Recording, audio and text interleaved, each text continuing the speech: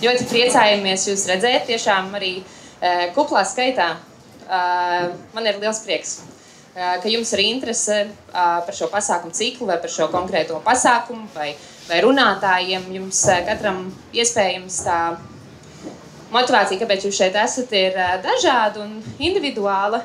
Bet forši, ka mēs šeit visi pulcējamies tādi dažādi, kādi mēs esam, un šīs apkaimes varbūt iedzīvotāji vai rīdzinieki, un vienkārši cilvēki un sabiedrības locekļi. Mani sauc Ieva Feldmane. Es esmu Skeptikafē organizatori, arī līdzatbildīgā par šo pasākumu ciklu, kas ir Skeptiskā vasara. Tas notiek ar Vācijas vēstniecības atbalstu, un šis ir sadarbības projekts starp Skeptikafē un Āgenskalna tirgu. Mums ir liela pateicība, kā ilgadējiem kritiskās domāšanas veicinātājiem Latvijā, ka mums ir dota iespēja šeit būt un sasniegt auditoriju, kas ir dažādāka, plašāka. Vispār, kurš no jums jebkad ir bijis kādu Skeptikafē pasākumu? Paceļiet rokas. Superīgi. Man ir liels prieks, ka pārsvarā neesat, ka šeit ir jauni cilvēki, kas ir šeit pirmo reizi. Welcome. Tāpēc tā kā tomēr daudz no jums šeit nav bijuši, pārsvarā neesat, es pastāstīšu, kāds ir šī pasākuma formāts. Tēma, kas ir mums šodien, ko mēs apskatīsim, ir sazvērestību teorijas. Un šī pasākuma mērķis ir izglītot, tas ir populārs zinātnisks pasākums, pierādījumos balstīts, un mēs klausīsimies divos ekspertos. Viens no tiem, pirmā, kas pastāstīs no pētnieciskās žurnālistikas perspektīvas par sazvērestību teorijām, ir Evita Puriņa no Rebaltika. Un otrs eksperts šodien ir sociālais psihologs un pētnieks Mārtiņš Priedols, kurš pastāstīs vairāk par to, kāpēc vispār cilvēki tic tam visam un kāpēc kaut kas tāds vispār izplatās sabiedrībā kā sazvērestību teorijas. Un pēc tam, pēc šīs katrs tātad eksperts pastāstīs 30 minūtes, tad būs iespēja 1 stundu, mēs varēsim runāties. Jūs varēsiet uzdot jautājumus. Tātad jums ir sakrājās jautājumi lekciju laikā, pagaidiet ar viņiem, jums būs iespēja uzdot šos jautājumus, tad, kad abi eksperti būs savu lekciju noprezentējuši. Un jūs varēsiet uzdot jautājumus, eksperti atbildēs, varbūt diskusija. Atcerieties, šis nav studentu formāls pasākums, jūs varētu būt brīvi. Mēs visi saprotam, ka mēs šeit esam vienkārši atnākuši, lai uzzinātu kaut ko jaunu. Tā kā es tātad došu vārdu pirmai ekspertei Evitai Puriņai. Lūdzu, aplausus. Evitai. Labdien! Prieks būt šeit un redzēt tik daudz cilvēku, negaidīju īstenībā. Es esmu Evita Puriņa, tātad es vadu šo sadaļu. Mēs esam 3 cilvēki, es un vēl 2 kolēģi. Un tā ir puse no Rebaltikas. Pārējā puse ikdienā nodarbojas ar tādiem lielākiem un nopietnākiem rakstiem. Bet mēs arī darām labu darbu, es domāju. Tātad varbūt īsi vēl ieskats. Mēs sākām īsi pirms pandēmijas. Tas bija nejauši. Protams, visa faktu pārbaude kā žanrs Latvijā aizgāja gaisā līdz ar Covid pandēmiju. Tad karš Ukrainā, dezinformācija nemazinās, dezinformācija nekur nepazūd, un mums darba pietiek un pietiks laikam vēl neierobežot uz priekšu. Tātad, tāds īsts formulējums, tie formulējumi ir dažādi, kas ir sazvērstības teorijas. Šis ir tāds viens variants, cits no citi jau pārāk neatšķiras. Tātad tie galvenie faktori, kas veido sazvērstības teorijas, ir tātad pastāv slepens plāns. Slepens, kaut kur slēpti, neviens īsti neredz, kur un kā tas notiek. Ir kaut kādi sazvērznieki, tas parasti nav viens cilvēks, bet kaut kāda grupa, tie, kas to īsteno, to ļauno darbu. Un pastāv kaut kādi pierādījumi vienmēr, kaut kādas mazākās detaļas, kuras tad var izvilkt ārā šie sazvērstības teoriju piekritēji, un kas kalpo kā pierādījumi. Un viss ir ļoti saistīts, nekas nenotiek nejauši, katrai detaļai ir nozīme, visu var savilkt kopā, apmēram tā. Ar ko sazvērstības teorijas atšķirās no dezinformācijas? Dezinformācijai parasti ir tas galvenais, ka tā ir tāda apzināti, speciāli ar nolūku izplatīta nepatiesa, puspatiesa, maldinoša informācija. Cilvēks zina, ka tā ir dezinformācija. Sazvērstības teorijās lielākā daļa cilvēku, protams, tic tam, ka ir šīs sazvērstības. Viņi ar tīru prātu un sirdī tic, teiksim, viņi, piemēram, tiešām domā, ka Covid ir afēra, ka tas ir kaut kas speciāli organizēts. Protams, ka vienmēr ir šie ļaunie tipāži, arī Latvijā netrūkst, kuri sazvērstības teorijas izplata apzināti, viņi zina, ko viņi dara, un tur jau tā kļūst par dezinformāciju. Bet tas lielais pulks, kas tām teorijām tic, tie to dara no sirds un dvēseles. Lai kaut kādu mazu ieskatu dotu, kur mēs Latvijā un kur vispār, piemēram, Eiropa ir ar sazvērstības teorijām, šis ir no 2021. gada, man ir uzrakstīts Eurostat, bet tas ir Eirobarometrs, jebkurā gadījumā tā ir Eiropas komisijas pētījumi, kur viņi pētīja cilvēku attieksmi pret zinātni. Aptauju veica visās dalību valstīs, un šajā te, kas kopumā bija par dažādiem zinātniskām lietām, viņi iemet pāris jautājumus, vai jūs ticat šādiem apgalvojumiem. Un tas pirmais apgalvojums ir pastāv zāles pret vēzi vispār pasaulē, respektīvi, ka cilvēki neslimot ar vēzi, bet tās tiek slēptas uzņēmumu peļņas interesēs, komerci interesēs. Un tad mēs varam redzēt, kur ir Latvija, pa vidu. Droši vien. Respektīvi, te jūs redzat, mēs esam pa vidu. Varētu padomāt, ka mēs būtu kaut kur šajā galā, kur tā ticība ir lielāka, tātad zilā apakšā viņi tiešām cilvēki, kas piekrīt tam, sarkanais ir tie, kas nepiekrīt, un pašā augšā tā josla ir, viņi nezina. Latvijai diezgan liela, starp citu, sadaļa ir, ka viņi nezina, 33%. Lai gan mēs varam teikt, ka šī daļa nav tik liela, bet kopā nezina. Respektīvi, šī daļa nav tik liela. Tātad 26% tic tam, kas tur rakstīts, vēl 33% saka, ka viņi nezina, kopā tie ir apmēram 50 vairāk procenti, diezgan bēdīgi, es teiktu, bet atkal jau mēs neesam nekas īpašs, mēs esam kaut kur pa vidu. Protams, te labi redzams, ka tās valstis, kur ticība valdībai un vispār tāda, kritiskā domāšana attīstītāk, tur tie rezultāti ir bijuši labāki. Bet kopumā bēdīgs skats, manuprāt. Un te ir vēl tas otrs apgalvojums, kas ir, kuru varētu lietot kontekstā, 21. gads kontekstā ar pandēmiju. Vīrusus rada laboratorijās, valdību laboratorijās, kas svarīgi, lai kontrolētu mūsu brīvību. Arī tur mēs esam burtiski pa vidu, te ir tas vidējais Eiropas Savienības, te mēs esam blakus. Bet arī tie skaitļi ir tādi kopumā bēdīgi. Un šis ir vēl viens, tā ir cita aptauja, tas ir SKDS aptauja, kas ir veikta 22. gada rudenī, tātad vēl vēlāk. Un vienkārši jautājums, vai pastāv pasaules valdība. Un tas, man liekas, ir graujoši, tāpēc, ka 53% saka, ka jā, pastāv, un vēl 20% saka, grūti pateikt. Vienkārši. Tas nozīmē, ka sazvērstības teorijas ir nopietna lieta, un mēs nevaram tā norakstīt kā kaut kādu marginālu parādību. Ir daudz cilvēku, kas tām tic.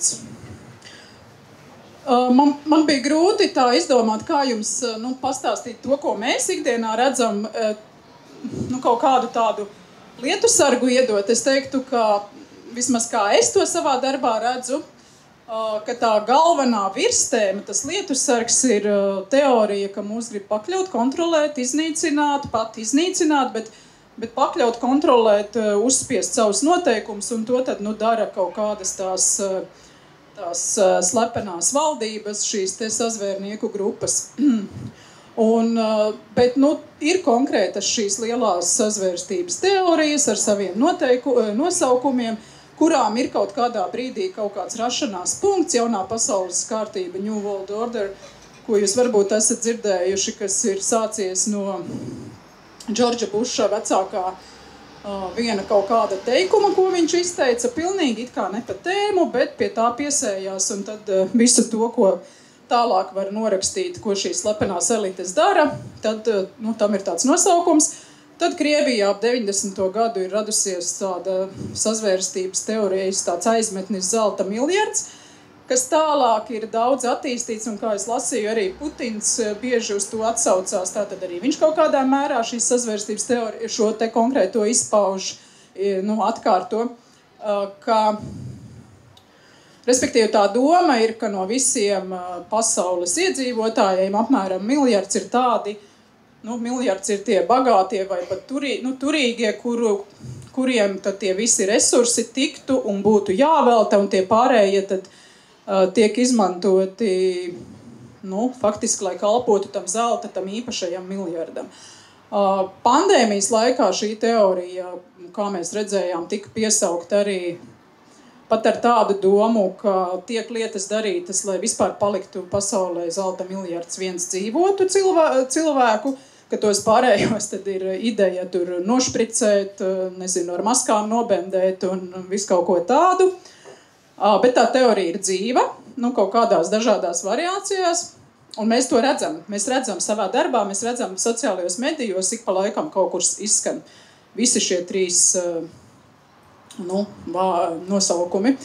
Un lielais resets, kas ir pateicoties labi zināmajam vai pēdējos gados iepazītajam Klausam Švābam no Pasaules ekonomikas fóruma, kur viņš uzrakstīja kaut kādu pandēmijas sākumā, viņš uzrakstīja kaut kādu rakstu, kur viņš Great Reset, kur tad viņš kaut ko filozofēja, ka šī pandēmija, šī slimība un cīņa pret to mums dod iespēju transformēt mūsu ekonomiku, tur veltīt klimata pārmaiņu mazināšanai kaut kādus spēkus, un tas bija tāds kaut kāds diezgan teorētisks, nekonkrēts sacerējums, un tas nosaukums Great Reset ir tik spēcīgs, ka redz sazvērnieki atkal šo varēja mierīgi paņemt un izmantot, un tas ir atkal ļoti populāri. Un, protams, ka tas trāpījās, ka tas ir pandēmijas laikā, un tur atkal var palikt apakšā visu. Vakcināciju, ierobežojumus, 15 minūšu pilsētas, pilnīgi visu, kas vien ienāk prātā.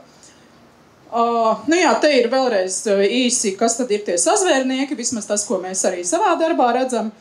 Es runāju par tām populārākajām, par tām, kas tiešām mums ikdienā parādās, par tām sazvērstības teorijām. Protams, ir simtiem droši vien, un es nezinu, tūkstošiem tādu teoriju, bet es vēlāk arī mazliet pieskaršos, paskatīšos tikai uz tām, ar kuras mēs tā biežāk redzam. Tātad valstu valdības, mēs varam atcerēties arī, nav jau tā, ka tikai Amerikas vai kāda, mēs atceramies Kariņa Levita režīmu, kas bija pilnīgi absolūti sugas vārds, vai ne, kas jau bija tāds ļaunuma sakne. Mēs tos sociālos redzējām, es teiktu, katru dienu burtiski, it sevišķi pandēmijas laikā, tas bija ļoti, ļoti, ļoti tāds, kuriem kurus vainoja šo te režīmu, it kā jau konkrēti cilvēki, kuri tad dara visu šos ļaunās lietas. Starptautiskās organizācijas nosauktās iekavās, visi sliktie rietumi vispār, īpaši, piemēram, es nezinu, vai pat to var saukt par sazvērstības teoriju, bet, teiksim, rietumu vainošana karā Ukrainā, ka nevis Putins tur ir iebrucis, bet ka tā ir atkal sazvērstības sastāvdaļā, ļauni nodomi, dabūt no Krievijas, teiksim, resursus, izraisīt karu, pakļaut, Amerika tad kļūst bagāta, rietumi kļūst bagāti, tādā garā. Un, protams, atsevišķi cilvēki arī Bills Gates, protams, ceļš pandēmijas laikā arī bija sugas vārds, un katru nedēļu mēs, es pārspīlēju, bet ļoti daudz mēs rakstījām par Gatesu, kuru nācās attaisnot, ka tie pārmetumi viņam, ka viņš tur atkal visus grib vakcinēt, visus nošpricēt, visus pakļaut, sadalīt bagātību un tādā garā. Un tad es vienkārši parādīšu, kas ir tas, ko mēs visvairāk sākām. Tad, kā jau es teicu, mēs sākām strādāt 2019. Gada vidū, tajā brīdī, tajā laikā vispār sociālajos medijos Latvijas, es domāju, tur Facebook, TikTok tajā brīdī īsti vēl nebija. Kas mums vēl bija? Instagram, Twitter, protams. Tāda klaja dezinformācija vai tajā skaitā un sazvērstības teorijas mēs vispār neredzējām. Nebija. Vismaz sazvērstības teorijas, protams, ir vecas kā pasaule, bet mēs viņas sociālos neredzējām. Tas viens no pirmajiem rakstiem, ko šeit varētu attiecināt, bija par 5G, kas sāka parādīties, un tas, protams, arī tāpat kā visas tās lietas, par kurām es uz priekšu runāšu, nāca no ārzemēm lielā mērā, un tad bija tāds raksts, kuru mēs tad pirmo uzrakstījām. Šis nav tas raksts, jo par 5G mēs esam pēc tam vēl daudz rakstījuši, bet es gribēju teikt, ka mēs sākām ar 5G. Kur bija tāds personāžs Jānis Pļaviņš, kurš tagad ir aizgājis pagrīdē, vai pareizāk sakot, laikam veicis savu darbību, jo viņš ļoti daudz ieguldījās vairāk gadu garumā, lai dezinformētu sabiedrību. Un tas bija tas gadījums, kur cilvēks, es domāju, pats neticējas šīm teorijām, viņš vienkārši maitāja prātus un indēja cilvēkiem domas, kur viņš kaut kādu, savēra pa kaut kādu 5G teoriju, ka tagad viss būs slikti un attiecīgi galinās putnus un visi mēs slimosim un tādā garā. Tas bija pirmais, kur mēs vispār tādas sazvērstības teorijas manījām. Un vēlāk tas, protams, savijās arī ar Covid-19 ir čupām apgalvojumi, ka tātad 5G, piemēram, ka tiek izplatīta šī slimība. Tur sazvērstības teoriju piekritēji bieži nonāk pretrunās, tāpēc, ka tā viena viņu ideja ir, ka, un tie paši cilvēki lielā mērā, viena viņu ideja ir, ka Covid vispār neeksistē, ka mums valdība tikai māna vai tās globālās elites mūs māna. Tajā pašā laikā ir, piemēram, šādi, ka ir kaut kādi veidi, kā speciāli tas Covid tiek izplatīts. Ir un nav vienlaikus. Tātad, Covid, tur pat man laikam nebūtu jāstāsta, bet to jau mēs visi redzējām, un tas bija tātad 2020. Gada martā, kā parādījās, tā momentā parādījās arī sazvērstības teorijas, momentā faktiski, tur nebija nekāds laika posms pa vidu jāgaida. Mums bija šausmīgi daudz darba, un tajā skaitā, faktiski mēs dažādas sazvērstības teorijas dabūjām atspēkot. Vēl gribu piebilst uzreiz, ka viņas īsti nav pazudušas nekur Latvijā, bet arī līdzīgi vēl lielā daļā Eiropas Savienības Covid ar vienu ir ļoti populārs dezinformātoru vidū un arī tādu sazvērnieku vidū. Cilvēki, kuri sazvērstības teorija piekritēja vidū. Cilvēki, kur tiešām tic, un viņi joprojām viņiem tas sāp, viņi par to runā, viņi to šēro. Tas nav pazudis, un es pieļauju, ka arī nepazudīs. Protams, tas apjoms ir krietni mazāks nekā toreiz tas bija, bet tā sāpe ir, un viņi nepazud. Un cilvēki, es domāju, ar vienu lielu daļu domā, ka tur viss nebija tīri, un daudz kas nebija tīri. Tātad, te pirmajā punktā, ka tas ir apzināti radīts, un es iekavās ieliku, kas ir tie pierādījumi, vai ne? Kā jau tur vienā sākuma slaidā bija teikts, ka vienmēr tām ir kaut kādi pierādījumi, kas tiek izvilkti, kāpēc tas tā ir. Un tas viens, kas tika izmantots, ka redz visādi tur agenda 2000, cik tur es jau aizmirsu, un kādas tur valstu valdības un organizācijas un PVO ir rīkojuši šīs pandēmijas izspēles, tātad viņi jau nesauc par izspēlēm, lai sagatavotos, bet viņi saka, reka to gatavoja, plānoja, tā būs. Tas, ka vīrusi no dzīvniekiem nepārlec, tāds populārs apgalvojums, kas nav taisnība, protams, un tas vīrus, protams, ir Ķīnā radīts, kas, protams, nav skaidrs, no kurienes viņš tur galu galā ir nonācis pasaulē, bet ka tas ir apzināti radīts, jo ASV taču finansēja laboratorijas Ķīnā un kaut ko viņi tur darīja, un tā tad ar to pietiek, lai teiktu, ka tas ir plāns, kā tur cilvēks atkal pakļaut, iznīcināt un tā tālāk. Un tad to pārējo jūs visu redzat, jūs noteikti to atceraties. Ar to mēs dienā dzīvojām, un, daudz dažādu teoriju apakšā. Ķīmiskās trases, kas ir vispār kaut kas neiedomājams. Skatījos, gatavojoties šim pasākumam, kad mēs pirmoreiz uzrakstījām par ķīmiskajām trasēm, tas bija 2021. Gads, ja es nemaldos. Mēs bija kaut kāds mazs rakstīņš, kur likās, tur nebija daudz cilvēku dalījušies un tā, un mēs savā starpā, tā smējāmies īstenībā. Likās, kaut kāds joks, kā cilvēki vispār var kaut ko tādu šērot, dalīties.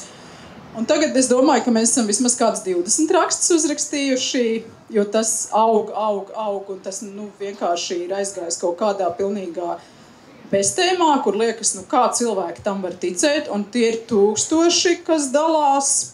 Tas ļoti labi ietilps tajā idejā, ka mūs indē kaut kādā veidā, mums te kaisa kaut ko slepeni uz galvas, un tur viss nav tīri. Sliktās valdības. Klimata pārmaiņas, protams, ir nenormāli kļuvušas populāras. Tas klimata pārmaiņas kā temats faktiski ir viens no kaut kādiem top 3 vai top 5 noteikti, ar ko mēs ikdienā strādājam. Citās valstīs tas ir tieši tāpat, un droši vien, ka tas būs arvien vairāk. Un tās dažas idejas ir zaļais kurs, tas atkal ir Eiropas izdomāts pasākums, lai cilvēkus padarītu nabadzīgāks, tāpēc, ka klimata pārmaiņu mazināšana, protams, maksā, tur jāatsakās, lauksēmniekiem no kaut kādiem pasākumiem, viņiem tur ir saudzīgākiem pret dabu jābūt, lopu skaits tur būs jāsamazina un tam līdzīgi, ka tas mums visiem maksās, bet to dara speciāli, lai jūs kļūtu nabagāki. Vēl viens populārs apgalvojums: cilvēkiem neļaus ēst gaļu, audzēt savu pārtiku neļaus, tas būs aizliegts, jo tas kaut kādā mērā varētu būt kaitīgi klimatam, kas gan jau, ka tā nav, par gaļu jā, bet par to pārtiku tas kaut kas pēkšņi atkal tāds uzradies bija.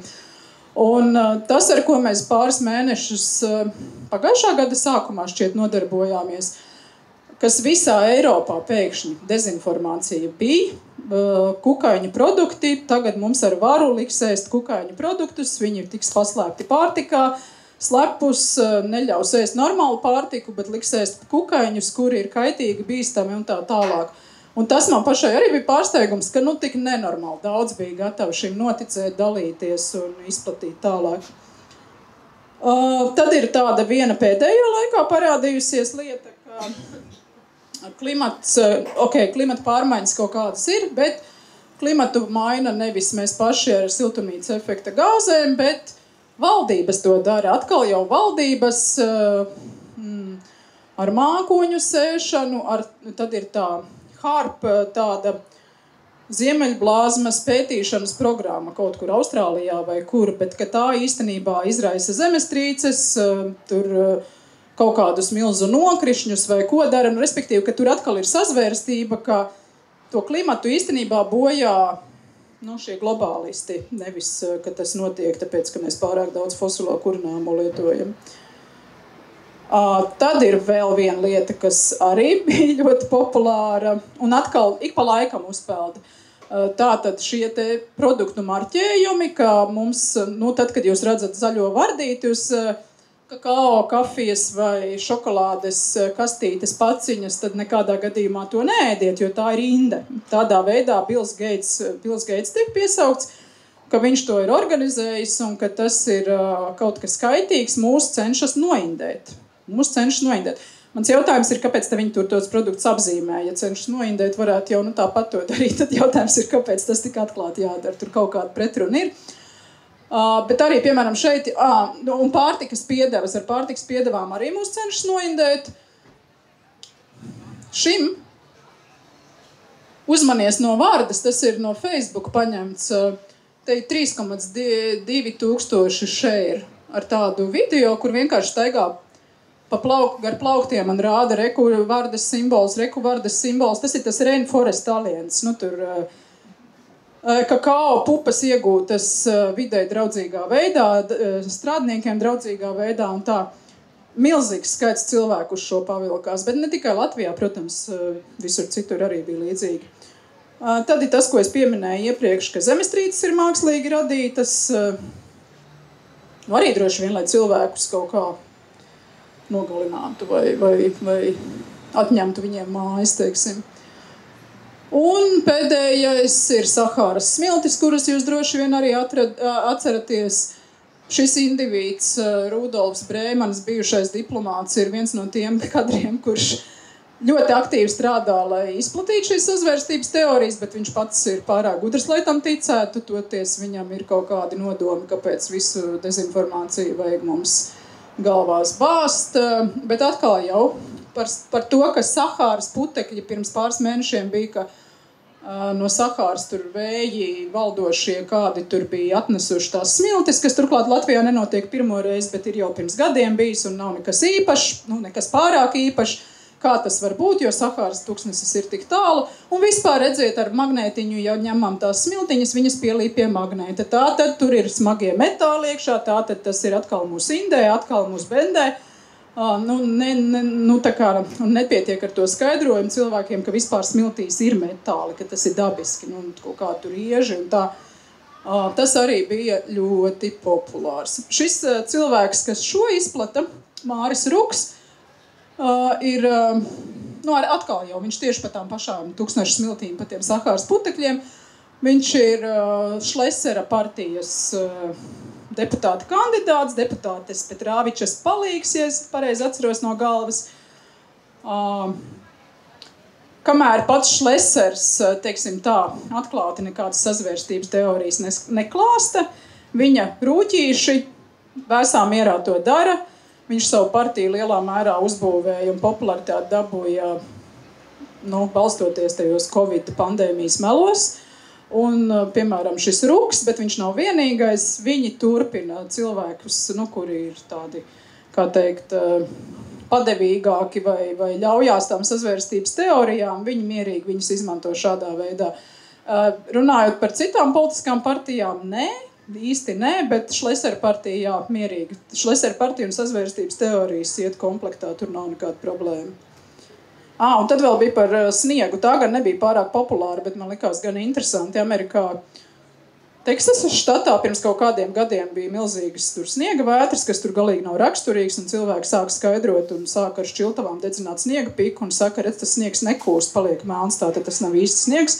Tātad tas ir plastmasas sniegs, tagad gadi pagājuši, mums te bija šoziem laikam, vai pagājuši ziem, bija ar kaut kāds tur sniegs sagāzies, un mums te daži aktīvisti arī bija sākuši dedzināt sniega pikas. Protams, kas jautājums ir, kur viņi to ņem, ne jau viņi paši to izdomāja, viņi to atrada kaut kādos, iedvesmojās, respektīvi, no tās pašas Amerikas, no vēl kaut kurienes. Tas par laimi nebija pārāk populārs temats, jo ja būtu, tad atkal jādomā, ko tie cilvēki, vai tiešām ir tik traki. Un vēl, es nezinu, varbūt Mārtiņš vairāk par to runās, bet, protams, ka politikā mums tās sazvērstības teorijas arī tiek izmantotas. Un es jau pieminēju Putins un Ukraina. Putins ir izplatījis un turpina izplatīt idejas, ka pasaule sazvērējusies pret Krieviju, un ka tad ir kaut kāds veids, kāpēc viņam tā Ukraina. Tur ir jāņem tas pieminētais zelta miljards, ģimenes vērtības, kur arī ir ietvertas kaut kādas sazvērstības teorijas, ka tie sapuvušie rietumi, un mums ir jāsargā arī šādā veidā savas vērtības. Tad ir sazvērnieki, tas ir valdības plus, tās ir aviokompānijas. Ja, diez vai bez viņu ziņas tur tiktu tā palaists un pārtraukts tas, ka izskaiž šīs ķimikālijas. To, protams, slēp no mums visiem sabiedrībā, un tā motivācija ir nodarīt šo kaitējumu. Tad atkal mēs nonākam pie kaut kāda veida kaitējuma vai vienam vai plašākai sabiedrībai. Un tad tas šķiet interesantākais jautājums, par ko visi gribētu uzzināt, ir kādēļ tad cilvēki tic sazvērstības teorijām.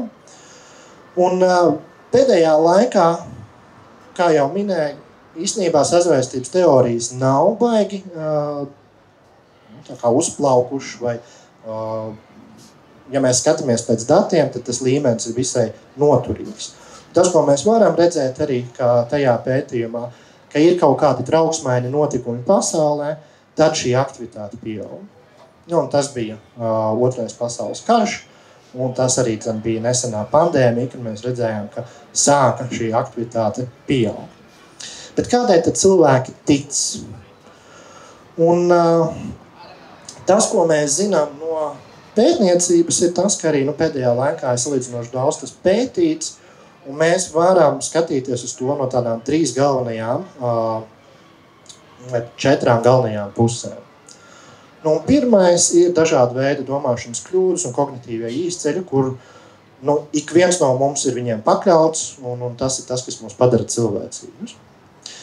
Otrs ir dažādi veidi personības iezīmes un traucējumi, kā arī demogrāfiskie dati, kur ir kaut kādas saistības. Un trešais ir motivācija un vajadzības. Tātad ne tikai cilvēki to dara kaut kādu personības iezīmi dēļ, bet mēs varam pastīties arī, kādēļ viņi to dara, kāda ir tā motivācija, piemēram, dalīties ar sazvērestību. Un par katru tad mazliet sīkāk.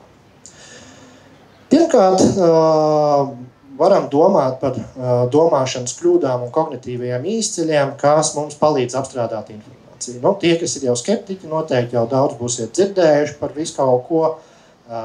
Pirmais, ko es vienmēr piesaucu, jo tas ir tāds ļoti būtisks faktors, ir apstiprināšanas noslēdz. Tātad tas veids, kā cilvēki meklē, uztver un atcerās informāciju sev apkārt, kas ir saskanīgs ar viņu domām, ar viņu perspektīvu, ar viņu viedokli, ar viņu vērtībām. Tātad tas mums palīdz atrast to informāciju, kas īstenībā mums ir ērta. Otrs, ko gribētu pieminēt, ir motivētais skepticisms. Un motivētais skepticisms, citkārt varbūt arī tiek dēvēts par motivētu spriešanu, bet tur ir maziņas nianses.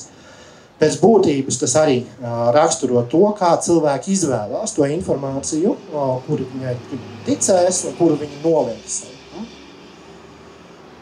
Un ko vēl mēs varam atrast tādos pētījumos, ir kam tiek liels uzsvars likts par sazvērstības teoriju, domāšana tieši, ka proporcionalitātes kļūda, jeb cilvēku vēlme izskaidrot lielus notikumus ar lieliem pamatojumiem, lielu sazvērestību, kas ir aizmugurē, nevis vienkārši nejaušu gadījumu. Un no šiem domāšanas īsceļiem mēs tur varētu iet arvien tālāk, un īstenībā visu, ko, ja jums ir gadījies kritisko domāšanu mācīties, vai esat kaut ko lasījuši, par ko ir runāts, dažāda veida noslieces, stereotipi, aizspriedumi, pilnīgi viss tas var pozitīvi saistīties ar to, ka cilvēks notic kādām sazvērestības teorijām. Otrs faktors, ko gribēju izcelt, jo parasti tie ir tie lielie jautājumi, vai visiem ļoti interesē, vai ir kaut kāda demogrāfijai nozīme. Pirmkārt pie dzimuma. Kā jums šķiet, vai dzimumam ir kāda nozīme? Jā. Kuri tic vairāk? Jūs ticat vairāk? Vīrieši, ja? Jā. Pētījumi rāda, ka dzimumam īstenībā nav ciešas saistības ar ticības sazvērstības teoriju. Tas, ko mēs redzam dažkārt, ka vīrieši, ceļšķi gados jaunāki, ir tie, kas aktīvāk arī popularizē to vai piedalās, pieņemsim, Kapitolija ieņemšanu. Un tādēļ izveidojas tāds arī stereotips par to, ka drīzāk vīrieši ir tie, kas tic aktīvāk sazvērstību. Ja mēs skatāmies pēc datiem, sievietes, jūs neesat apdalītas, ja? Jūs arī jūsu dzimuma cilvēki tieši tikpat lielā mērā tic sazvērstībām kā vīrieši. Kā būs ar vecumu? Vecāki tic vairāk vai jaunāki tic vairāk? Paceliet roku, jums šķiet, ka vecāki cilvēki tic vairāk sazvērstības teorijām. Aha. Pētījumi rāda, ka pretēji. Izrādās jaunieši ir uzņēmīgāki un pieaugot vecumam cilvēki mazāk tic sazvērstības teorijām.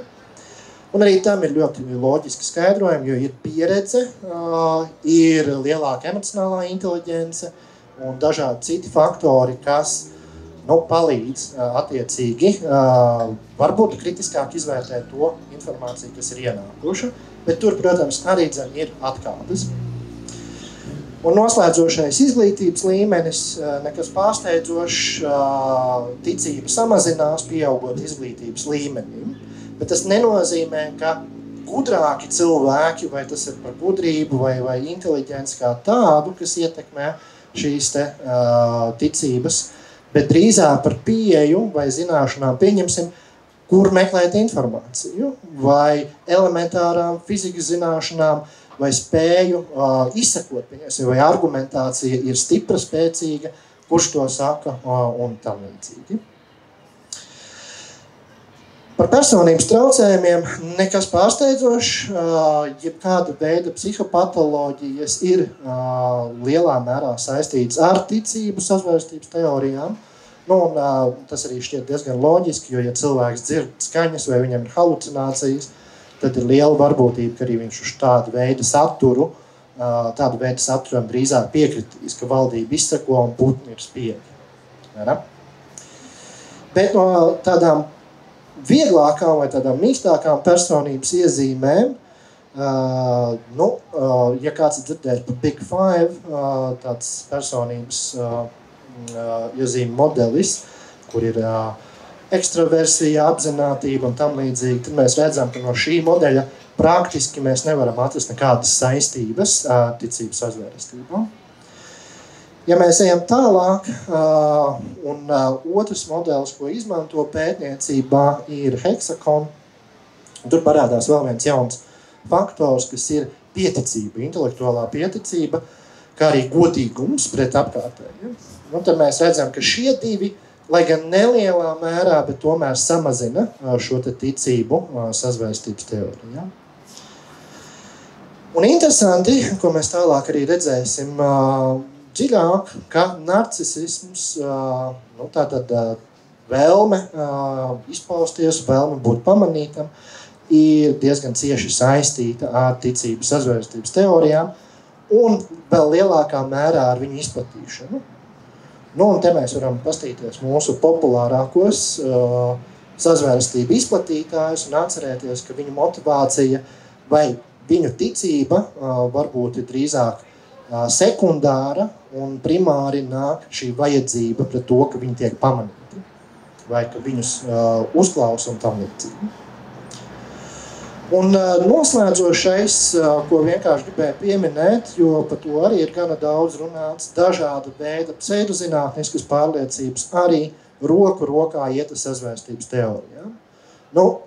Ja krupja sekrēts uzpilināts uz brūces man dos jaunu auru un tam līdzīgi, tad visticamāk es varētu noticēt arī, ka man kaisa ķīmija un galina nost katru dienu. Bet interesantākais šķiet ir tieši par motivāciju, ko vēlējos arī izcelt. Kāda tad ir tā motivācija, vai kas varētu būt tie izskaidrojumi, kādēļ cilvēki tik vienkārši notic kaut kāda veida teorijām, kas šķiet absolūtas muļķības, ja mēs viņās iedziļināmies. Un pie motivācijas pētnieki parasti izdala trīs tādas lielas grupas – epistēmisko, eksistenciāliem un sociālos motīvus. Un pirmie ir epistēmiskie, jeb tādi, ja mēs vienkāršojam to jēgu, kas zem tā slēpjās, ir izziņas motivācija, kur cilvēki īstenībā notic dažādu veidu sazvērstības teorijām tikai tādēļ, ka viņi grib saprast, kas notiek apkārt. Un tāpat laikā viņi diezgan lielā mērā paļaujas savu intuīciju un mēģina saglabāt savu pārliecību. Nevis pieņemt kaut kādu jaunu ideju vai jaunu skaidrojumu, bet turpināt saprast visu tā, kā viņi līdz šim ir sapratuši. Un tas sasaucās kopā arī ar to, kādēļ, pieņemsim, konservatīvi cilvēki ir vairāk tendēti noticēt dažādu veidu sazvērstības teorijām, jo pats vārds konservatīvs nozīmē saglabāt to, kā ir drīzāk, tad drīzāk mēs atgriežamies pie status quo, nevis mēs pieņemam kaut kādas jaunas teorijas, jaunas izmaiņas sabiedrībā, jaunas notikumus. Piemēram, pie klimata pārmaiņām diez vai ir baigi viegli pamanīt, kā gotiņa dara to, līdz ar to chemtrails debesīs ir daudz vieglāk saskatāms, vai ne? Līdz ar to drīzāks cēlonis. Otrs no motivācijas, ko izceļ, ir dažādi veidi eksistenciālie motīvi, jeb šī motivācija saistīta ar to, ka cilvēkiem ir dabiska vēlme justies droši un spēt ietekmēt to, kas notiek mums apkārt. Un jo īpaši svarīgi tas ir, kad mēs saskaramies ar eksistenciāliem draudiem vai eksistenciālām šausmām.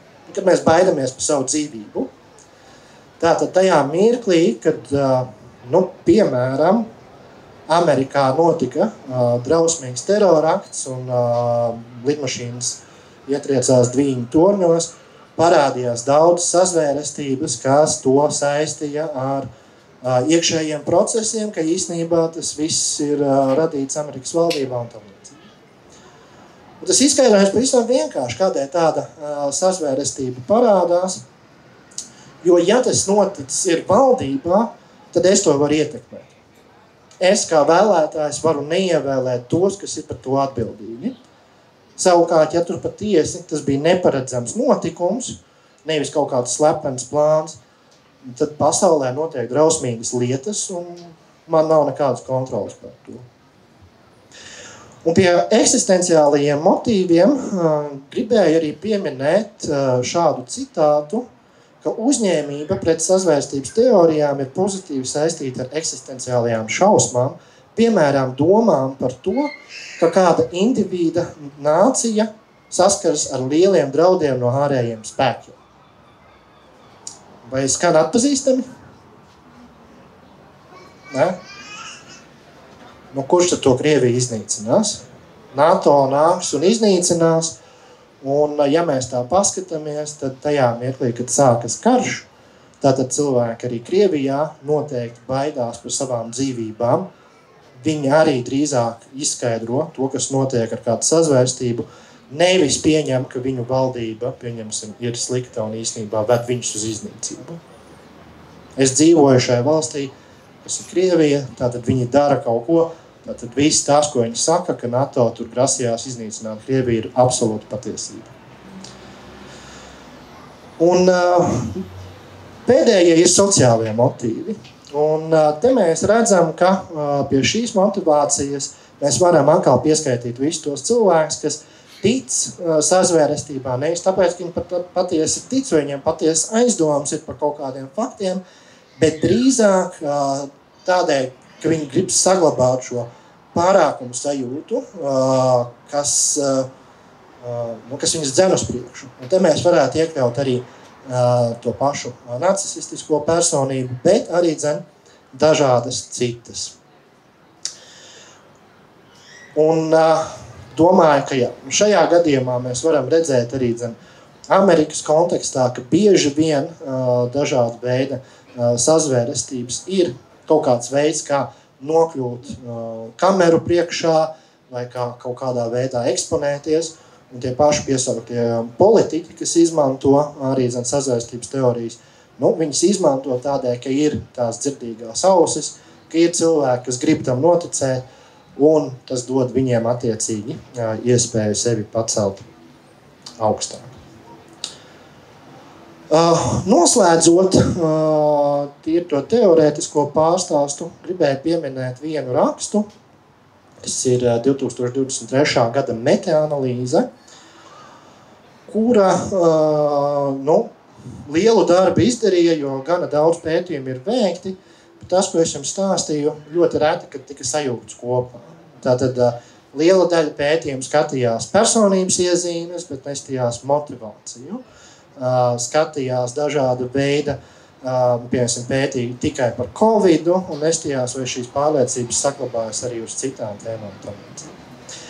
Un šajā metaanalīzē īstenībā tika izdarīts milzīgs darbs to visu analizējot, arī caur tām iepriekšējām teorijām, bet tie galvenie rezultāti parādīja tādu jaunu veidu, kā mēs varam pastīties uz to, kādēļ cilvēki tic sazvērestībā.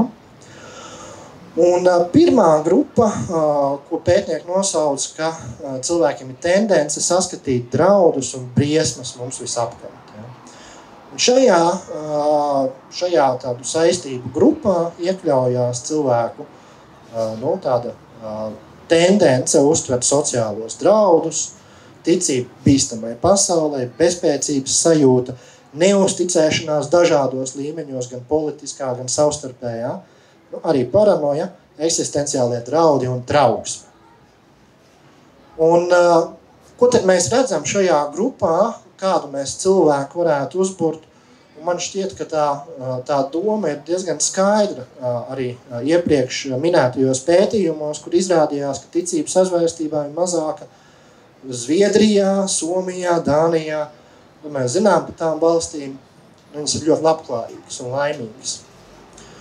Un labklājībā cilvēkam ir mazāka gan sociālā trauksme, gan trauksmes līmenis kopumā, savukārt sabiedrībās, kur vēl joprojām cilvēki dzīvo no algas līdz algai, piemēram, šīs te bailes par to, kāda būs nākotne, var būt daudz lielākas. Un tendence saskatīt šos draudus arī dzīvē, tātad nepārliecība par to, kāda man būs nākamā alga vai kad viņa būs, var pārnesties arī uz ticības sazvērestībā. Un ar to trauksmi ir vispār diezgan traki, jo trauksme var palielināt ticības sazvērestībām, bet ticības sazvērestībai izraisa trauksmi, līdz ar to es noticu nākamajai sazvērestībai, un tā tas aiziet pāri. Otrā grupa, kur bija tādas lielas saistības, šie pētnieki nosauc par to, ka ir cilvēki, kas paļaujas vairāk uz intuīciju un kuriem ir neparastas pārliecības un pieredzes. Ar neparastām pārliecībām, lai gan te parādās viss šīs psihopatoloģijas, šizotipija, psihotisms, bet tas, ko mēs te arī redzam, ir uzņēmība pret pseidodzirdomīgām muļķībām. Angliski tas saucās bullshit receptivity, ja?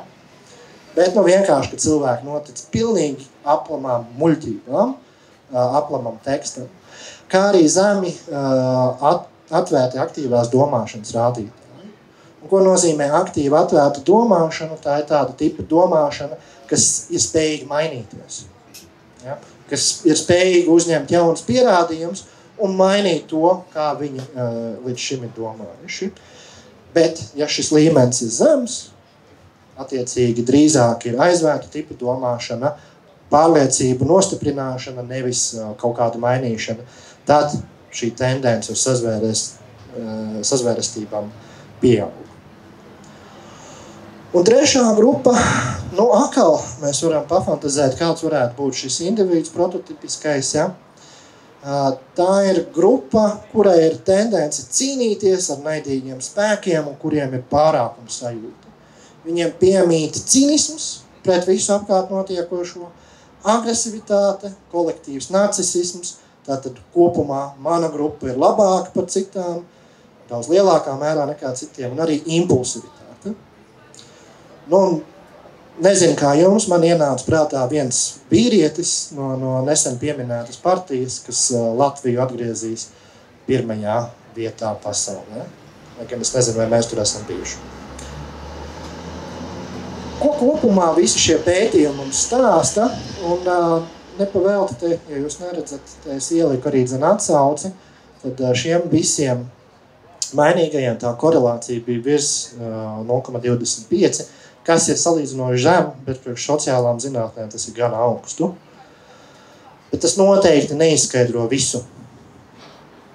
Un mēs nevaram īstenībā ar pārliecību pateikt, tu esi tāds, tu balsoji par šo, tātad tu neticēji sazvērstības teorijām.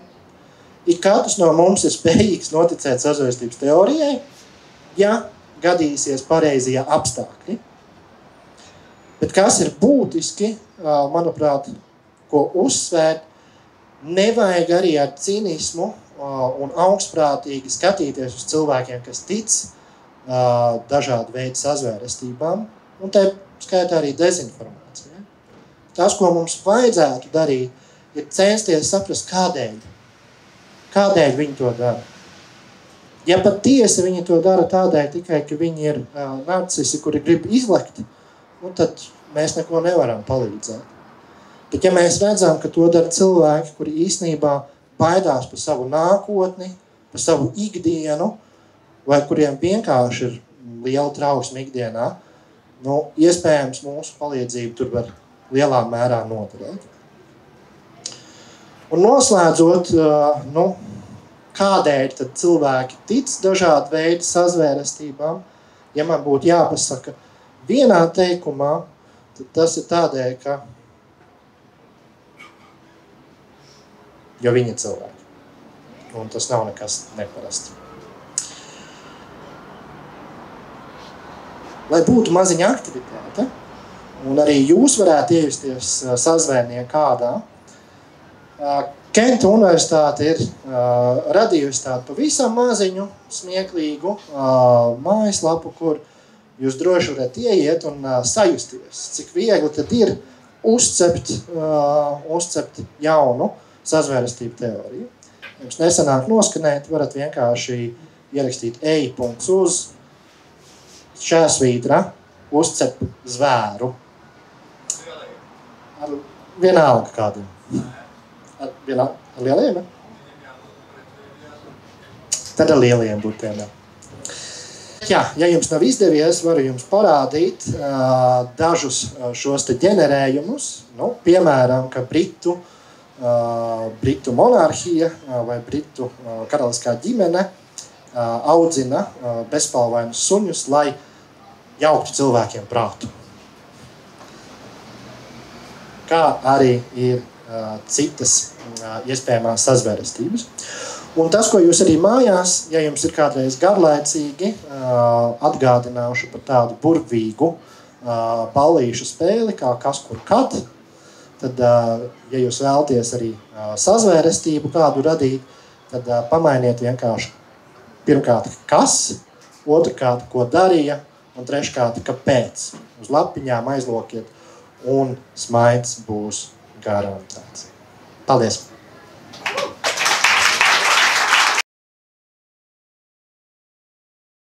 Ļoti gribēju paprasīt tevi, jo tu pastāstīji tik daudz par tik daudz teorijām un tavu darbu. Vai tu vari īsumā pastāstīt, kāds ir tas process tavs, lai tu pareizi debankot vai atspēkot šīs teorijas, kam tu kā žurnālists, kādi ir tie procesi un kā tu izpēti to sazvērestības teoriju? Es pieminēju to, ka vairums tās sazvērestības teorijas, par kurām es runāju, viņas nav vietējā ražojuma. Viņas ir nākušas no Amerikas, no jebkurienes. Tas ir tāds globāls process šobrīd sociālo tīklu laikmetā. Līdz ar to tā atspēkošana arī bieži vien ir, ka tu vienkārši pasties, ko citi par to ir rakstījuši. Vai arī vienkārši izmanto zinātniskus avotus, kurus tu vari viegli atrast internetā, ja tu māki viņus lietot. Es nepieminēju, mums ir viena lokāla vietējā sazvērestības teorija, kas ir par to, ko jūs noteikti arī esat dzirdējuši, ka satversmes oriģināla nav. un tā tad mums nav satversmes, un tā tad valsts nepastāv, un tā valdība, kas šo varu ir paņēmusi, to dara, piesavinājusies vai kā, ja? Un tas viss tā tad nav likumīgi, legāli, un tā tad mums vispār nav likumīgas varas. Un tad, kad mēs šo ieraudzījām pirmoreiz, tas arī bija tāds joks, nopietni cilvēki, ja? Bet tas arī aizgriezās diezgan populārs, un tad mēs, cītīgi zvanījām konstitucionālo tiesību ekspertiem, Plepakungam, tur vēl kādam neatceros, kuri mums skaidroja, ka varbūt tas papīrs arī nemaz nav vajadzīgs obligāti, un ka tā mēdz būt. Respektīvi, tas atšķirās. Protams, tas atšķiras no brīža uz brīžu.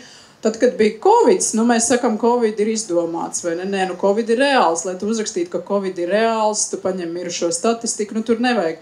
Bet tad, kad mums bija tādas lietas, kā kas ir vakcīnās, vai tur tiešām ir grafēns, kas vispār ir grafēns vai grafīts, es jau vairs neatceros, vai tur ir nanodaļiņas, un vai maskas tur, vai tas puļķīts, ar ko ņēma, ja jūs vispār atceraties tādu lietu, to, testa kociņi, vai viņi tiešām var tikt līdz smadzenēm. Visādi šitāds ārprātīgas lietas, kas pašas par sevi varbūt nav sazvērstības teorijas, bet kas pavelkās zem tā visa. Tur mēs zvanījām, čupām ekspertu, kuri sākumā ar mums ļoti nelabprāt runāja, jo kā gan viņi atļausies vispār tādas muļķības komentēt, un tad, kad viņi redzēja, ka tās visas vaiprātīgās muļķības tiešām kļūst populāras, tad viņi komentēja, viņiem vairs nebija variantu. Tad arī Veselības ministrija pieslēdzās un saprata, ka nerunāt par to nevar, jo tas ir bīstami galu galā. Nu, tāds tas darbs ir. Tas ir atkarīgs, respektīvi, no temata. Un Mārtiņ, kā lai es zinu, ka es neticu sazvērstību teorijai, kā lai es te, piemēram, man ir kaut kāda ideja par to, kas ir, kā man iet cauri kādam procesam, lai es pārbaudītu, jo, kā tu teici, mēs visi visticamāk esam, pakļaut tam, ka mēs varam noticēt kaut kādai sazvērstību teorijai, kurai nav pamata, jo ir jau, jā. Varbūt tev ir kaut kas komentējums, tajā pašiziņas procesa lietā.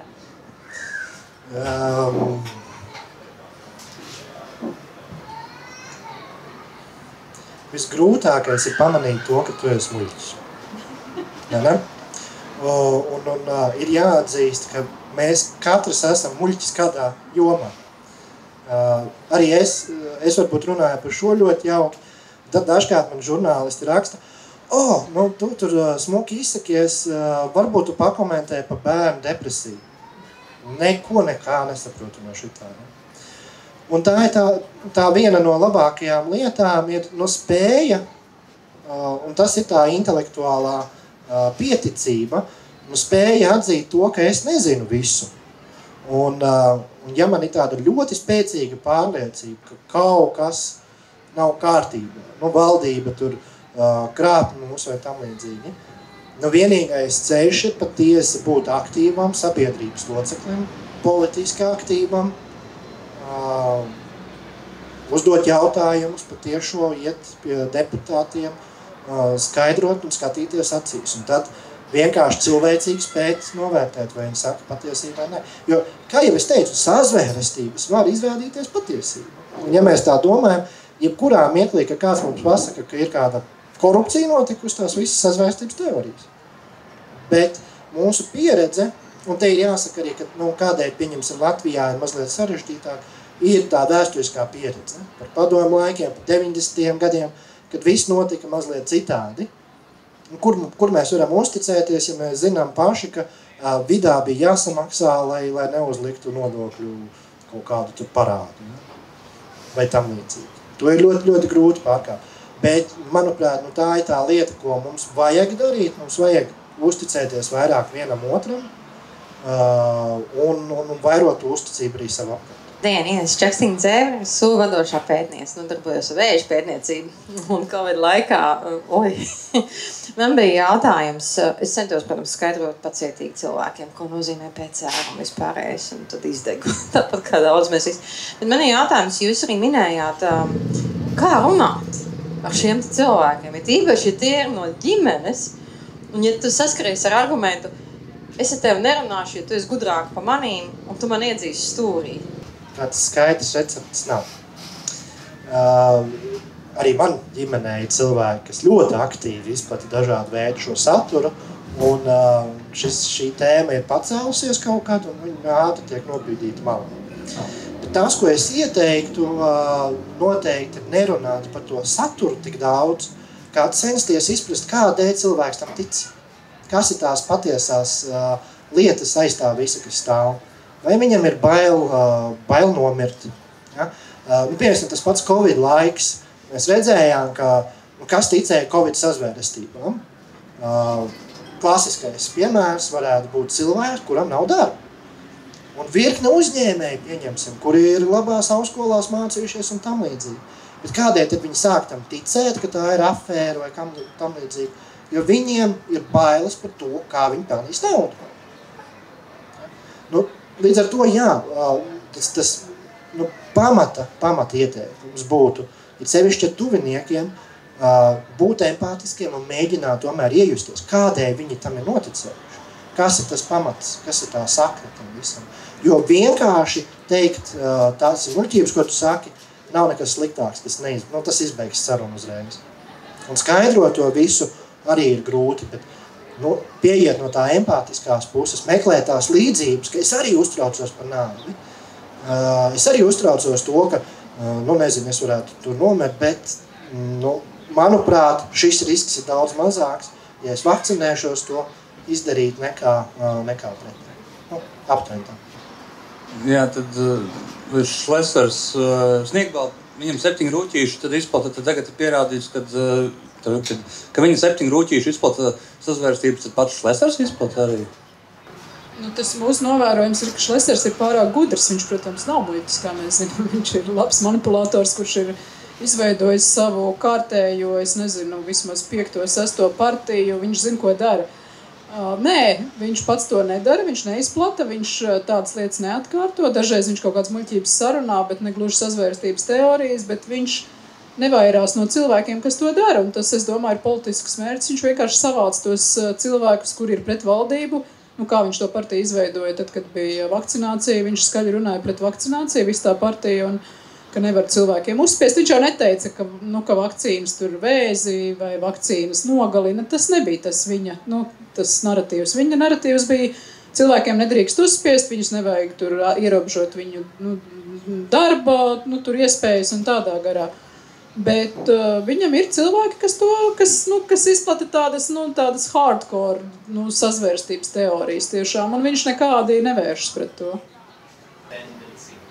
Tad vai ir kaut kāda statistika saistībā ar sazvērstību teorijām Latvijā, vai kaut kā tāda informācija varbūt tiek vākta šobrīd, kaut kādi dati? Man grūti iedomāties, es domāju, ka nē. Ja es vien kaut ko neatceros, varbūt kāds var palabot, bet mēs paši, mums, protams, arhīvā tie visi raksti ir, ko mēs esam rakstījuši, bet, būsim godīgi, tas darbs jau lielā mērā arī ir subjektīvs. Mārtiņš nāk glābt, vai ne? Bet tas mūsu darbs ir kaut kādā mērā subjektīvs. Visu mēs neredzam. Piemēram, šobrīd dezinformācijas tā inde, kā jau es teicu, ir TikToks. Un tur runā pašas lielākos ārprātus. Mēs neesam tik daudz TikTokā, lai mēs to dienā izsekotu, tur kaut kādu temperatūru saprastu, cik bieži kas, cik daudz, nē. Mēs pamatā vairāk ar Facebook strādājam, tāpēc, ka mums ir arī tas sadarbības līgums ar Facebook, ka viņi, tā kā mums maksā par to, ka mēs tur mazinām dezinformāciju. Šie, ko es stāstīju, tie ir tādi, subjektīvs vērtējums, bet, kaut kādā mērā precīzi, jo tomēr es teiktu, ka mēs vienīgie tādien dienā tam esam sekojuši, bet nekas statistiski korekts tur nebūs. Paldies, Mārtiņ. Tas, ko es daru, Mārtiņš skeptikā darbojos, bet darbā es pētu sazvērstības teorijas un dezinformāciju no Kremļa pārsvarā, bet bija Covid laikā un pirms Covid tāds Globsec pētījuma centrs Slovāku, un viņi taisīja pētījumu Latvijā, bet pusē centrālas un Eiropas valstu, un viņi prasīja, cik piekrīt apgalvojumiem par sazvērstības teorijām. Pirms Covid Latvijā līdz 3/3 piekrita, kad 11. septembris, tā kā no amerikāņu paši uztaisīja, ebreji, pasaules valdība, līdz 3/3 piekrita tam. Covid laikā līdz 3/3 piekrita, ka Covid nav īsts, ārsti melo, valdības melo par Covid, 3/3 ir kaut kāds tas Latvijas iedzīvotāju skaits, kurš pavalkās līdz tām sazvērstībā. Un nebija tā, ka Covid laikā šausmīgi daudz vairāk, vienkārši tas daudz skaļāk izskanēja nekā iepriekš. Un centrālas un Eiropas valstu vidū mēs esam tādā vidējā rādītājā. Tās, kā Mārtiņš minēja, otrs turīgās valstis, tur ir zemāki rādītāji, Rumānija, Bulgārija mazāk turīgas, tur ir daudz vairāk nekā Latvijā. Tā kā 3/3 aptuveni tas, cik daudz cilvēku Latvijā tam visam tic pirms Covid vecajām teorijām un pēc Covid jaunajām, stilīgajām, modernajām. Tā kā tas, ko Mārtiņš otrs stāstīja, ir tās personības iezīmes, kas padara cilvēkus atvērtus, un 3/3 kaut kādas tās iezīmes piemīt. Jā, paldies! Vai tā nav sazvērstība mēģināt ieviest 5G, organizējot muļķīgu mākslinieku izdomātu fantāziju apgāšanu, lai nerunātu par patiesiem iemesliem, ko no tā iegūst, cik ar to zaudē, kur viņš strādā, piemēram, pilnu jaudu reālus telefonu diska ātruma ierobežojumu dēļ nav iespējams sasniegt. Un papildus izdevumiem, kas mums tagad ir pie telefoniem, kuriem pat nav 5G. Es tā kā žurnālists vārdā atbildēšu, tas ir mūžīgais jautājums, kāpēc jūs rakstāt par to un kāpēc jūs nerakstāt par šito, jo šis ir svarīgāks. Ir kaut kāds domāšanas, tas vatebautisms, ja, vai kā to sauc? Viltus dīlēm. Vai viltus dīlēm, jā. Nē, es to pagriežu otrādāk, respektīvi, vienmēr pret žurnālistiem tiek vērsts jautājums, vai pārmetums, kāpēc jūs rakstat par šo, bet pastieties, jūs tur nerakstat par korupciju, kura valstī ir, vai kāpēc jūs par tādu sīkumu, nevis par to. Tas ir muļķības. Žurnālisti raksta visu, ko, Rebaltika pēta visu, ko. Protams, atradīsiet simtiem jautājumu, par kuriem Rebaltika neraksta vai kāds cits neraksta, bet, es nezinu, mums ir konkrēts profils, droši vien kāds ir, kas pēta 5G vairāk vai nepēta. Es kaut kā arī neesmu redzējis, ka tā būtu problēma tāda milzīga. Labi, sāksim ar to. Cilvēki negrib zinātni. Neviens negrib skatīties visas tās korelācijas, regresijas, iedziļināties, kā ir tapusi zināt vēl kaut kur. Cilvēki zina, kā ir patiesībā. Ja? Bet tā vienkāršā atbilde, kāpēc mums vajag to 5G, tāpēc, lai pieliktu pēc cenām tam līdzīgi, pēc idejas mums vispār nevajag mobīlos telefonus. Ne? Mēs tak varējām mierīgi palikt pie vada telefoniem un dzīvot laimīgi. Es domāju, daļai no mums būtu daudz mazāka trauksme. Vismaz, tas būtu ļoti, ļoti loģisks risinājums. Un līdzīgi ir daudzām citām lietām. Viens no tādiem maniem subjektīvi mīļākajiem anekdotiskajiem pierādījumiem tam, kādēļ, pieņemsim, pie mums varbūt nav tik labi kā citur. Iedomājieties tāds labklājīgas valsts, tur ir šausmīgi dārga pārtika parasti. Mēs baigi negribam, lai pārtika būtu dārga. Bet ko izskaidro tas, ka pārtika ir dārga, tas nozīmē, ka tiem cilvēkiem, kas strādā veikalos, ir labas algas arī dzene. Un ja veikalos strādošiem cilvēkiem labas algas, tad arī visiem pārējiem iet uz augšu. Tā kā mans sapnis ir, ka pie mums maksās baigi šausmīgi dārgi viss. Bet tas nozīmēs īstenībā, ka mēs dzīvojam ļoti, ļoti labklājīgi un turīgi. Ja es pareizi sapratu, tas ir par metodēm, ar kurām strādāt ar šiem cilvēkiem. Ja? Viena tāda metode, kas ir jaunums salīdzinoši, ir atvērtība. Ticiet vai nē, agrāk daudz mazāk informācijas tika izpausts. Ja? Pieņemsim par tiem pašu kara darbību. Ukrainā, pieņemsim, mēs jau zinājām kādu laiku iepriekš, jo īstenībā izlūka informācija tika izpausta par to. Ja? Un tas ir viena tāda lieta, ko mums vajag paturēt prātā, ir censties arī neslēpt. Pieņemsim, mēs zinām, ka, piemēram, jūs zinājāt, ka jūs aizjūt pie zobārsta, varat nomirt. Ja? Nav nekas neprast. Jūs zinājāt, ka jūs arī uz ielas varat nomirt, vai ne? Arī lidmašīnā, bet tur visur ir kaut kāda dažāda šī statistika. Vai tā informācija ir jāslēp? Nē, bet ja cilvēks sāk par to uztraukties, ir jāizklāst viņiem saprotamā veidā, noteikti. Jo ja mēs ejam pretī ar zinātnisku valodu un vēlns nezinu ko, tad mums arī vēlns nezinu, kur pasūta pēc tam. Ja? Jā, lūdzu. Man ir kontra jautājums kā zinātniekam, kurš ir sastapies ar jautājumiem, kad man prasa par GMO, ģenētiski modificētiem organismiem tā. Es mēģinu stāstīt, ka tur ir tā informācija un ka tas tā kā netiks nodots tālāk. Bet tajā momentā, kad tu sāc kaut ko stāstīt, tu redz, ka pretī cilvēks nemaz negrib dzirdēt. Viņam ir viņa tā ideja, un viņš pie viņas turās tā, ka viss, pasaka Dievs, ka tu man sagāzīsi to visu. Un tad ko? Tu it kā mēģini tā godīgi un atklāt visu sasīt. Plus arī tas, ka īstenībā mūsdienās tā informācija pieejama ir normāli daudz, un tur var tiešām sajukt. Līdz to es nezinu, vai šobrīd mēs varam runāt par informācijas slēpšanu, drīzāk varbūt mēs varam runāt par to pārsātinātību ar informāciju un grūtībām atšķirt, kur ir valīda un kur nav. Bet jā, par to, ko tad darīt, ja tu it kā godīgi mēģini skaidrot, bet nav pretī sienas. Kā sadzīvot, jā.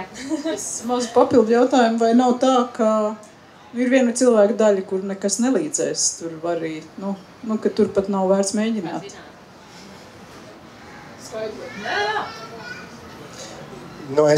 Pirmkārt, es ieteiktu neskaidrot, vairāk klausīties. Ja? Paklausīties, atkal paklausīties, kur tam visam kājas aug, ja? Kur viņš to ir uzzinājis. Tad diskutēt par to. Bet ja tā kā tu tagad to saki, tad sanāk šitā. Tad mēs ātri vien nonāksim pie tā, ka pats cilvēks ieslīdēs pretrunās. Un cilvēkam ir, ja kāds ir dzirdējis par tādu lietu kā kognitīvā disonance, viena no izējas stratēģijām ir tomēr mainīt pārliecību. Ja? Tā kā, ja mēs iedzenam struktūrā cilvēku, tad ir 25% varbūtīgi, ka viņš izvēlēsies šo stratēģiju mainīt pārliecību. Tas ir viens... Tas ir vairāk nekā 0. Jā, ne? Ok. Jā. Laikam divi īsi jautājumi, kam jūs jau kaut kādā ziņā jau pieskārāties. Pirmais jautājums būtu, vai jums nāk prātā kaut kāda veida, nezinu, vai sistemātiski, vai vispār kaut kāda veida risinājumi, kā to risināt. Un otrs, varbūt jūs varat iezīmēt, kas varētu būt tie, teiksim, potenciālie riski sabiedrībai kā tādai, ka mums ir šādi cilvēki, kas tic tām sazvērstību teorijām. Protams, ka tikai tiešākais būtu tas rezultējās vēlēšanās, bet varbūt vēl kaut kas, kāpēc tas vispār ir slikti, ka ir tādi dīvaini vajag. Tātad, kāpēc tas vispār ir bīstam un ko darīt ilgtermiņā strateģiski, varbūt valsts līmenī vai kā sabiedrība, lai novērstu to sazvērstību teoriju izplatību, varbūt mazinātu, vai tas varbūt ir dead end un neko tu nevar padarīt? Vienmēr var kaut ko darīt. Nav jau tik traki. Kādēļ tas ir slikti? Ir šausmīgi daudz piemēru, kur tas noved pie reāli letālām sekām. Vai tas būtu par Covid potēm, kur cilvēki nomirst tādēļ, ka viņi ir noticējuši kaut kam. Vai tās pašas Hillarijas gadījumā, ja es nemaldos, tur arī nošāva kādu beigās tajā pizzērijā. Tā kā tās sekas ir ļoti, ļoti nopietnas. Bet tā lielākā problēma ir tas, ka tas efekts aiziet uz priekšu. Tā kā es teicu, gan šis trauksmes ciklus, gan šī ticības ciklus, viņš neapstājās. Nav tā, ka es noticēšu tagad šajā sazvērstību, bet pēc tam es domāšu kritiski. Tā diez vai būs. Būs tā, ka no viena aizies pie nākamā. Un to ļoti mīl izmantot, tas pats Kremlis. Kas ir tā nākamā sazvērstība, ko Kremlis šur pados un kam cilvēki noticēs. Tā, kad sākās iebrukums Ukrainā, es komentēju, ja nemaldos Latvijas rādio, un es izteicu tādu pieņēmumu, ka tie cilvēki, kas neticēja Covidam vai ticēja, ka būs tur potēm kaut kā nost vai tam līdzīgi, ar lielu varbūtību sāks ticēt tam naratīvam, ka Ukraina bija vai NATO bija atbildīgs tam. Tas arī tā bija vērojams. Tad tās sekas var būt graujošas. Kā to mainīt? Izglītība. Stiprināt izglītību, stiprināt cilvēku spēju kritiski domāt, spēju pieņemt citu cilvēku viedokļus, dabas zinības, vienkārši elementāri saprast fiziku, kaut kā pamat līmenī, nevajag nekādu doktora grādu, vajag tādā pamat līmenī saprast, piemēram, par to, vai Sahāras tūkstneša smiltīs var būt metāla daļiņas. Tātad izglītība ir milzīgs tāds rops, kas mums ir jāatzīst, ka mums Latvijā to labi neiet, un tam sev arī cēloņi un apstākļi. Un otrs ir vienkārši labklājība un turība. Ja, informācija ir jādod, un es domāju, ka tas darbs, ko mēs darām, ko citi žurnālisti dara, ka tie fakti ir jādod. Īpaši, piemēram, pandēmijas laikā bija tik daudz nezināmā, ja, kur nevienam nezināmā, pat mediķiem nezināmā. Un tad, kad tu vismaz mēģina skaidrot to informāciju, kas kaut kur ir noskaidrota, un tu dod cilvēkiem, tas ir noderīgi. Mēs arī redzējām, ka mums tie raksti bija ļoti populāri, un arī mēs redzējām atsauksmes, kur cilvēki saka, jā, un teiksim, ir viena tā daļa, es nezinu, cik tur tie procenti, kuri 30 vai cik, kuri tic tām sazvērstības teorijām, viņas būs grūti pārliecināt, vai es cerētu, ka mazāk, tādi pilnīgi, kurus nevar pārliecināt, bet ir kaut kāda pelēkā daļa, kuri ir svārstīgi iespējams, un viņiem tā informācija ir jādod, un varbūt dažreiz var noderēt arī, ka tu tiem saviem tuviniekiem palīdzi tos normālākus informācijas avotus, teiksim, pieeja. Tad, kad sākās karš Ukrainā, kad Krievija iebruka pilnā mērogā, tad tomēr aizslēdza tās Kremļa televīzijas, un gan jau, ka tas līdzēja kaut kādai, tas, ka var tur YouTube'ā pašu vēl atrast un to pašu ieslēgt, bet, mēģināt parādīt, ka ir uzticami žurnālisti, ka ir sabiedriskie mēdīji, ir normāli ziņu avoti, skatīties, ko tie tuvinieki dara, un es domāju, žurnālistu darbs arī, protams, ir jānovērtē adekvāti un tāpat faktu pārbauda, gan jau, ka viņai ir sava nozīme, un tas nekur nepazudīs. Ja var vēl papildināt, atsaucot atmiņā mazo Brīnci, uzņemies atbildību par to, ko tu esi pieredzinājis. Un tas, ko var redzēt, ka es varu sadarēt, ka kāds no jums arī šeit ir uzdāvinājis savam vecvecākam vai mammai telefonu, bet nav paskaidrojis, kas tur kā notiek. Kas ir Facebook, kas ir YouTube, un līdzīgi arī ar bērniem. Ja? Ierīce ir, gan jau pats tur visu sapratīs, un tajā YouTube'ā viņš tad arī pats visu sapratīs. Ja mēs iedodam pieeju informācijai, bet neiedodam kaut vai elementāru skaidrojumu, kas tad tur īsti notiek, tad tas ir diezgan skumji, godīgi sakot. Tā kā vajadzētu pārdomāt arī to, kā mēs piedāvājam šo informāciju. Jo tas pats YouTube, TikToks un tam līdzīgi visi šie algoritmi, es viņu sauc par šo pašu confirmation vai apstiprināšanas noslieci uz steroīdiem. Ja? Līdz ar to Facebooks, ko viņš dara, visu, lai cilvēkam ir patīkami. Cilvēkam ir patīkami atrasties tādi viedokļu pulkā, kur ir sakrīt ar viņu. Vai tad nav šodien patīkami mazliet? Ir taču, vai ne? Un ja te būtu kaut kādi citi viedokļi, nebūtu tik patīkami, ja mēs sāktu kauties, vai ne? Un līdzīgi arī ar to Facebook. Viņš nodrošina patīkamu vidi, bet vai tā patīkamā vide ir labākā? Tas ir liels jautājums. Tas ir savs draudzības. Ļoti slaveni uzvārdi, gan vīrs, gan sieva, gan arī mazmeitiņi izceļ. Ir cilvēki, kas nav vakcinējušies un ļoti normāli dzīvo. Es neesmu vakcinējusies, es ļoti normāli dzīvoju. Viss kārtībā ar jautājumu. Man arī ir bail. Man piemēram, es grasos tagad potēties, ja jūs zināt tādu pneimakoku injekciju, ja, pret plaušu karsonu. Jo man gan vecāki ir aizgājuši ar plaušu karsonu, vecvecāki, gan arī man pašam. Katra slimošanas reize automātiski plaušu karsonas beigās. Ja, nav baigi patīkami. Un man arī ir bail īstenībā iet, jo es zinu, ka pēc tās podas bieži vien ir blakus parādības. Un, pieņemsim, es noteikti droši vien ar augstu temperatūru būšu. Un, jā, arī potēm, protams, pēc potēm var notikt daudz lietas, bet tā galvenā lieta, ko mēs varam redzēt, ka citi saka, ka nav lielāka mela par statistiku, bet es statistikai diezgan ļoti uzticos. Bet tas, ko es zinu, ka cilvēku prāts ļoti bieži sasaista lietas chronoloģiski vienkārši. Piemēram, kāds no maniem paziņām stāstīja, ka mana mamma ir nomirusi pēc potēšanās ar Covidu. Un es īstenībā tajā trausmainajā brīdī sāku apsvērt domu, ka jā, patiesi viņa sapotējās, pagāja pāris mēneši, un viņa vairs nebija starp dzīvēm.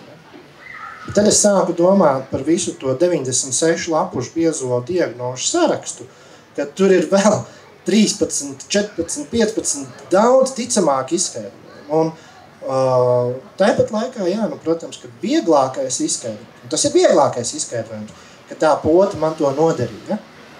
Kādēļ vieglākais? Tādēļ, ka man nav jāuzņemas atbildība. Man nav jāievēro viss pārējais, ko dzīvē cilvēks ir darījis. Pieņemsim par šo pašu indējošo gaisu un tam līdzīgi. Man ļoti patīk redzēt diskusijas ar pusmūžu vīriešiem, autobusu pieturās mēķējot un dzerot ļārgu par to, kā viņus indē no gaisa. Es saprotu, ir ļoti kārdinoši viltās paralēlas, un arī tur var būt, un to var medicīniski izmeklēt. Bet tas ir viens gadījums. Ja mēs skatāmies uz statistiku, tad statistika to nepierāda. Nemies no cilvēki no potēm, un pēc potēm sliktāki nepaliek, vai muļķāki, vai tam līdzīgi. Jo, cik šeit ir potējušies, vai jūs visi palikāt stulbāki pēc potas? Jā. Un tā ir klasiskā arī no sazvērstību teorijas, ja mēs skatāmies uz šo individu grupu personību nosargāšanu, šī saukšana par aitām citus, ja, tas ir tā sevis, sava status pacelšana. Ko es ar to gribēju teikt? Jautājumi un bāžas par to, ka kaut kādas manipulācijas, kaut ko sliktu ir veikušas, tas ir normāli, bet tas ir jāizmeklē atbilstoši. Un nereti, ja mēs pastamies uz kaut kādiem citiem dzīves faktoriem, daudz ticamāks izskaidrojums rodas, ja mēs redzam, kā cilvēks ir dzīvojis visu dzīvi. Bet poti un galu galā tas ir opcija pasarē. Bet tā lielā problēma, kādēļ arī cilvēki atteicās potēties, ir tas, ka tā ir tev paši, tu pats uzņemies to atbildību. Tu aizēji un iepotē, un tev ir jāuzņems atbildība par to rezultātu pēc būtības. Un uzņemties atbildību par to, ko tu dari, ļoti, ļoti grūti. Man patīk viena sazvērestība burvīga bija. ka Somijā viss smird, jo viņiem atpūta ķemeru ūdens smaržu. Tas bija burvīgi. Es gan nekad neesmu tajā ķemeros, bet jūtis to, ja es neiebāžu galvu tur strautiņā. Bet redziet, kā ir ar tiem faktiem. Faktus var diezgan viegli atlasīt pēc vajadzības. Ar to Sahāru ir tā, ka mēs zinām vēsturiski, ka tas ir noticis. Arī tad, kad nebija tās fabrikas tur. Kāpēc Zukerbergs nosauc par metu? Vēls viņi zina, tas ir tikai viņam vienam zināms. Ja mēs sāksim vēl tagad skaitīt burtu numeroloģisko nozīmi, tad mēs vispār aizējam auzās. Par to Covid un blaknēm, ja tiešām ir blaknes bijušas, tad Latvija pat izmaksā 10 000 cilvēkam, kurš pierādīja, ka viņam blaknes. Ja tev ir blaknes bijušas, pierāda, ka tiešām kaut kas bija no Covid, dabūsi 10 000. Bet jautājums par tām sazvērstībām, ļoti daudz, kas jūs var minējāt, vienkārši par copy-paste pārtulkos no angļu valodas vai no krievu valodas uz latviešu valodu. Ir arī, īpaši šeit tā jautājums par Baltiku, ir arī kaut kas tāds Latvijai unikāls sazvērstība, kaut kāds tiešām oriģināli radījis par mums, varbūt Mārtiņam arī kādas vietējās tiešām tādas unikālas, jo tā ir tā mana problēma, ka es lasu tos rietumu, tos dīvaiņus, Alex Jones, Davids Saiks un citi, un tie vietējie mūsējie dižgari, to pašu vienkārši stāsta atkārti, un tad tas, ko pavilkās ASV un Lielbritānijā pirms pāris gadiem, tas atnāk līdz mums pēc kāda laiciņa, ka mums nav īsti nekā tāda jauna, bet varbūt ir kaut kas jauns. Tu varbūt bija pēc alus izgājis, es pieminēju vienīgo satversmes oriģinālā meklēšanu.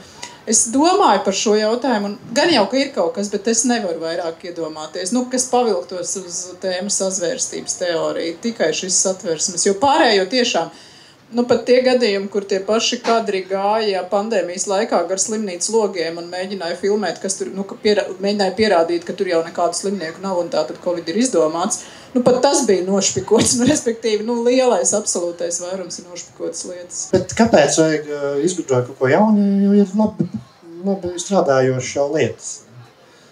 Tas ir tas jautājums, no kurienes tad nāk tās sazvērstības teorijas, un viņas lielā mērā mēs zinām, ka mums ir viens milzīgs draugs, bišķī tur 300-400 kilometrus uz austrumiem. Ja? Un viņa mērķis mums ir skaidrs zināms, ir šķelt sabiedrību, ir radīt kaut kādu destabilizāciju, radīt kaut kādu viedokli, ka kaut kas ir slikti, vēlams, ka rietumi ir atbildīgi pie tā. Jā, kāpēc mums izdomāt kaut ko, bet mēs varētu kopā izdomāt kādu jaunu sazvērestību. Man pieņemsim, liekas, ka amerikāņi speciāli Latvijā ir iebazējuši Kanādas dzīslu kātu bekas, lai izēstu mūsu baravikas. Jā, vai ne?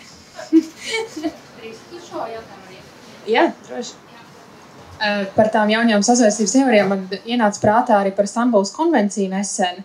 Arī, varbūt es neskaitās sazvērstības teorijas, vienkārši tā domāju, arī, kur, piemēram, gan, protams, ne Šlesers personīgi, bet viņa partijas locekļi, un ļoti daudz cilvēku internetā runāja par to, ka tagad nāks iekšā Stambulas konvencija, tagad šīs grāmatiņas, ko Signa Viška iztulkoja, kur mācīja, un kur lika vienkārši runāt ar bērniem par viņu dzimumu orgāniem vai par viņu, vispār tādu ķermeni un tādu seksuālu izglītību. Un to visu atkal tā salipināja kopā, ka tagad jūs visu bērnus taisīs par transvestītiem, skolotāju skolā viņiem to potēs, un tas aizgāja līdz tam, kas arī Facebookā redzēja ļoti tādus rakstus, kas bija pāršēroti 1000 reižu, kur cilvēki, kur vecvecāki gāja un vecāki vāca parakstus, lai skolā aizliegt seksuālo izglītību, lai šādas grāmatas tur nebūtu un tā tālāk. Varbūt, ka tas kaut kur ietilpst kaut kādā tajā kategorijā, bet man liekas ļoti šausmīgi. Varbūt tas īstenībā nav Latvijai unikāli, varbūt arī citur. Nē, tas absolūti nav unikāli. Un te atkal tās kājas ir jāskatās austrumu virzienā, jo tas, ko mēs zinām, ka ļoti forša retorika, uz ko liela daļa sabiedrības arī var pavilkties, ir par vērtībām. Tradicionālās versus liberālas un tam līdzīgi. Ja? Un tas, ko mēs redzam, kas ir interesanti, kas man vienmēr ir šķitis tā absurdi, ka tas narratīvs nāk no Kremļa puses, jo tur ir visvairāk tas izspiedies, ja?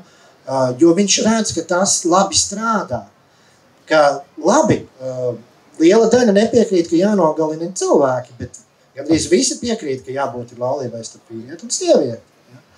Un līdz ar to uz tā bāzes tu vari turpināt arī radīt šo sajūtu, ka tu ej ka cilvēks iet pareizā virzienā un caur šo sazvērestību, kā jau es minēju, rodas trauksme par to, ka mūsu vērtības ir apdraudētas, tad parādās sazvērestība par Stambulas konvenciju, ārprāts, trauksme paaugstinās, un kas nākamais ir? Nākamais mēs tagad vairs nemācīsim bērniem neko par seksu. Kas notiek, ja nemāc par seksu? Viss slikti, ticiet man, viss slikti.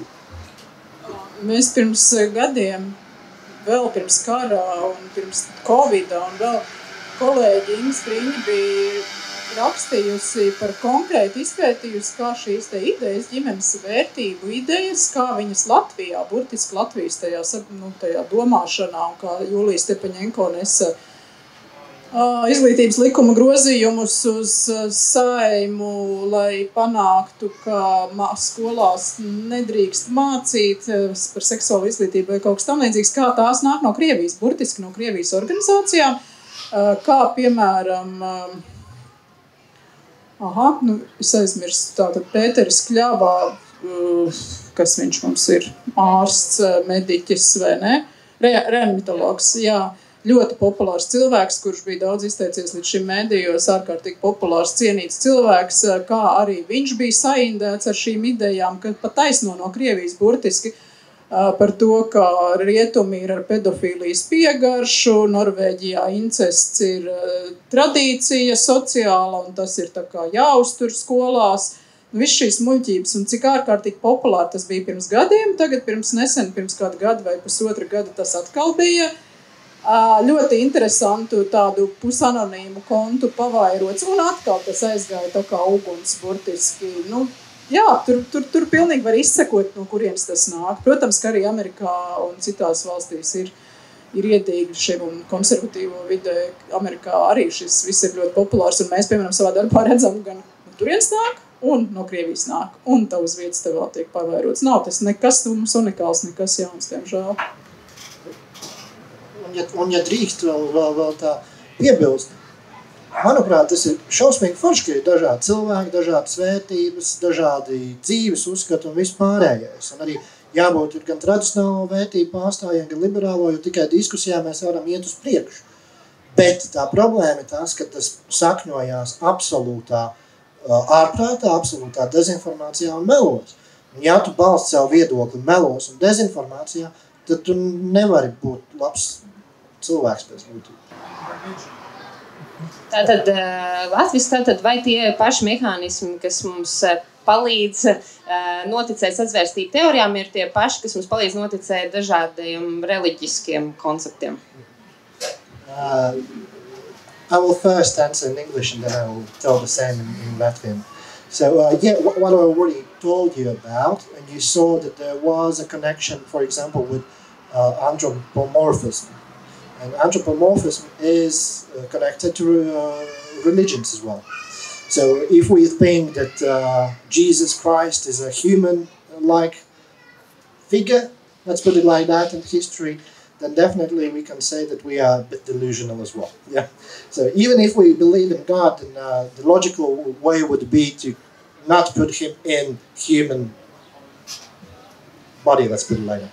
And the same goes with also other things, like political conservatism is also directly connected with belief and conspiracy theories as well.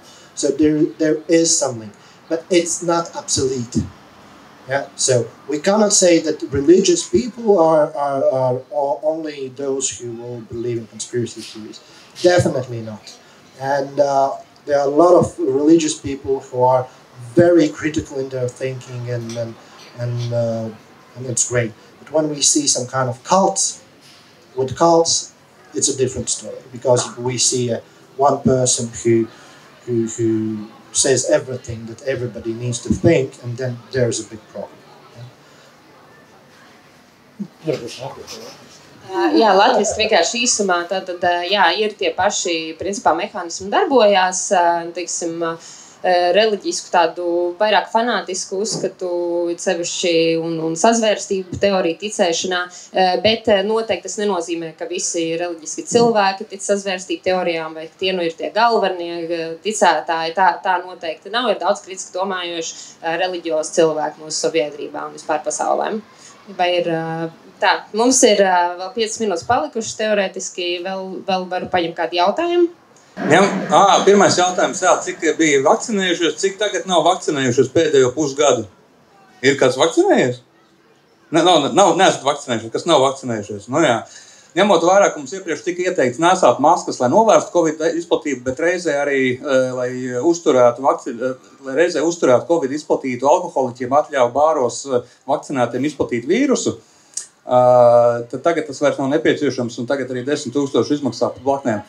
Vai tas nozīmē, ka sākotnējie ieteikumi bija balstīti uz neprecīzu vai nepilnīgu zinātni, biznesa interesēm, kā piemēram arī iPod bateriju biznesa konspirācijai vai arī īslaicīgu lampu dzīves konspirācijai? Es ļoti labprāt. Pirmkārt, par spīti tam, ka es ticu zinātnē, es ticu arī tam, ka valdībā ir daudz muļķi. Un gadās, it sevišķi krīzes periodos, ka viņi pieņem sliktus lēmumus, ļoti sliktus lēmumus. Tas ir viens. Otrs, mana dziļākā pārliecība, un tas arī ir tāds kritiskas domāšanas pamatā, spēja mainīt uzskatus, kad pierādījumi mainās. Un par tām maskām tas nav viennozīmīgi, kā tur viss notika, un nav īsti skaidrs, kādēļ no sākuma teica, tur iespējams tas bija saistīts ar resursiem. Vienkārši atkal, pieņemsim, Latvijā daudz lēmumu izrietēja no tā, kāda ir mūsu veselības aprūpes sistēmas gatavība tam, kas notiek. Citās valstīs, kur tā gatavība bija augstāka, kur bija pieejamāka, pieņemsim, intensīvā terapija, ierobežojumi bija krietni mazāki. Tad arī to faktoru jāskaitiekšu. Vai tajā visā bija kādas sautīgas intereses? Bet, protams, ka tur bija lobbyis dažādām lietām. Tas ir vairāk kā skaidrs. Bet vai kopumā, dēļ tā, tad visa pandēmija ir izgudrota un vakcīnām nevajadzētu uzticēties, un vispār nekam nevajadzētu uzticēties? Muļķības. Es pilnīgi saprotu arī to cilvēku sašutumu par dažām tām lietām un muļķīgajiem lēmumiem, bet drīzāk tie nāca no muļķības, nevis peļņas nolūkos. Jā. Man ir viens jautājums Evitai, jo tu pieminēji par to, ka žurnālistiem ir arī, teiksim, liela loma, to ir jānovērtē un tam līdzīgi. Bet ko darīt, jo arī mēdī nereti mēdz izplatīt kaut kādu sazvērstību teorijas paši, vai viņas pat kaut kādā ziņā izveidot un vēl aplipināt.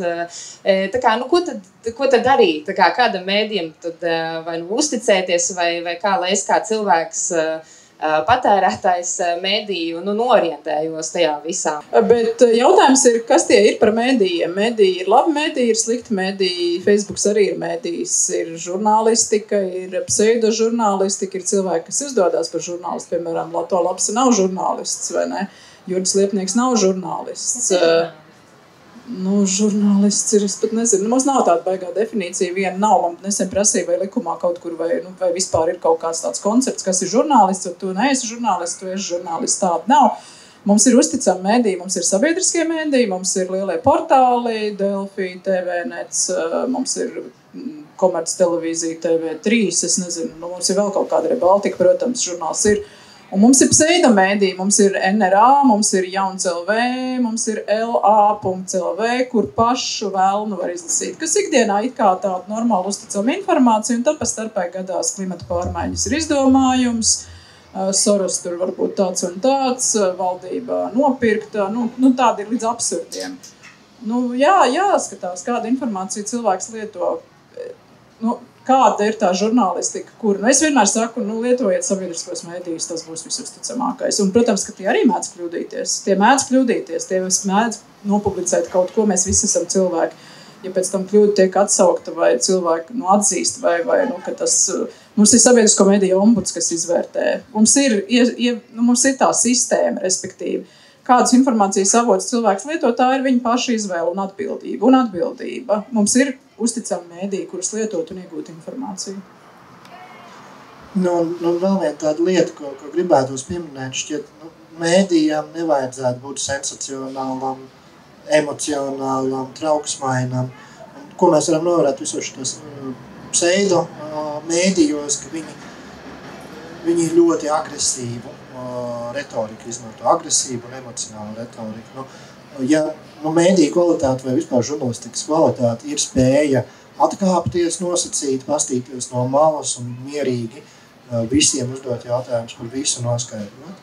To vajadzētu, tā kā arī varbūt piefiksēt. Bet Latvijas Rādio 2, TVNets, Apollo, Delfi, viņiem visiem ir horoskopi.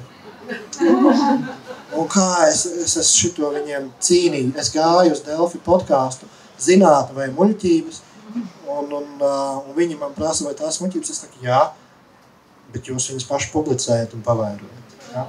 Tā kā tas ir tā, vai, starp citu, vai pieņemsim mēdīju, Latvijas mēdīju kaut kādu lielākai nodarbojas ar kaut kādu liberālu propagandu, varētu būt, ka jā. Jo, ja mēs domājam par to vārdu, kas propaganda ir kaut kādu vērtību, mērķu vairāk pavairošanu vai uzsvēršanu. Bet vai tas ir slikti? Tas ir jautājums par mums izvēli, kādā valstī mēs gribam dzīvot. Mēs gribam dzīvot un turpināt ceļu uz Rietumu Eiropu, vai tomēr pievilcīgāk ir sadedzināt kādu uz sāta. Es īsi atbildēšu, ka mums ir kaudzējumi cilvēki, labi kaudzējumi, nē, mums ir daži runātāji, kuri regulāri pārmet Andis Kudors, piemēram, Šlesers, Kristopāns, daži no Nacionālās apvienības, kur regulāri, un viņu atbalstītāji, kur regulāri sūdzas, ka mēdī ir pārāk liberāli un netiek viņu tā konservatīvā nost. Kur viņi to saka? Viņi to saka pie mikrofona sabiedriskajos mēdījos, Delfi diskusijās. Viņi sūdzas, ka viņiem netiek dots vārds.